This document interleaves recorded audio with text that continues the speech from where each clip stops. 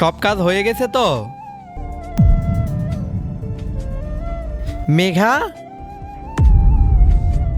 তুমি বিয়ের ড্রেস পরে কাজে এসছো কেন?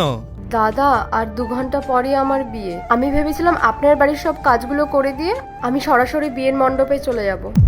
দাদা, আপনি তো আমাকে বলেছিলেন আজকে আমাকে আসতেই হবে। আপনাদের বাড়িতে অনেক অতিথি আসবে, তাই আমার ছুটি হবে না। আমি তোমাকে কাজে আসতে বলেছিলাম ঠিক আছে, কিন্তু আমি তোমাকে এইভাবে কাজে আসতে বলেছি? যদি এভাবে না আসতাম তাহলে বিয়ের জন্য লেট হয়ে যেত। আর বিয়ের কি আছে, ওটা তো আমি যে কোনো সময় করে নিতে পারবো। আর দাদা, আপনি তো বলেছিলেন আপনাদের বাড়িতে আজকে অতিথি আসবে, আমি যাতে ছুটি না করি, অনেক কাজ আছে।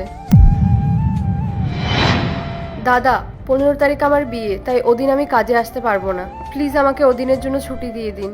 মেঘা, 15 তারিখে আমাদের বাড়িতে অতিথি আসবে, একটু বোঝার চেষ্টা করো। তুমি যদি না আসতে পারো তাহলে এই বাড়ি কাজ ছেড়ে দাও। ওদিন তো আমার বিয়ে, আমি তো কোনো সাধারণ দিনের জন্য ছুটি চাইছি না।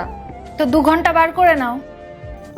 হ্যাঁ, আমাদের বাড়ির কাজটা করে দিয়ে তারপরে চলে যাইও। কিন্তু আমি আমার বিয়ের দিন এখানে কি করে কাজে আসবো? আপনারা নিজেরাই একটু ভেবে দেখুন। বিয়ে তো ঠিক আছে, কিন্তু আমাদের বাড়ির কাজ করা বেশি ইম্পর্টেন্ট। এটা আমাদের মান সম্মানের ব্যাপার। দেখো, তুমি ছাড়া এই কাজগুলো কে করতে পারবে না। এবার তুমিই দেখো তুমি কিভাবে অ্যাডজাস্ট করবে। দাদা, ওদিন আমার জীবনের এত বড় একটা দিন, আমি কি করে ম্যানেজ করব? আমি আসতে পারবো না ওদিন। মেঘা, তোমার কাছে যদি এই কাজটা দরকারি হয় তাহলে এইটুকু তো কম্প্রোমাইজ করতেই পারো। দেখো, ওই দিন আমাদের বাড়িতে তোমাকে খুব প্রয়োজন। এখন যদি তুমি না আসতে পারো তাহলে আমাদেরকে অন্য কাউকে দেখতে হবে। এরপর কি হলো সেইটা দেখার আগে এই দুইটা ছবির ভিতর থেকে যে কোনো একটা ছবিকে ভালোবেসে থাকলে ভিডিওতে লাইক করে চ্যানেলটি সাবস্ক্রাইব করে দাও। আর যদি না করো তাহলে আমি বুঝবো তোমরা ছবি দুইটাকে ভালোবাসো না। আর কমেন্টে লিখে যাও আমিন। আরে বিয়ে টিয়ে তো হতেই থাকবে, কিন্তু টাকা ইনকাম করাটাও তো ইম্পর্টেন্ট। নেক্সট পার্ট চাইলে কমেন্ট করো।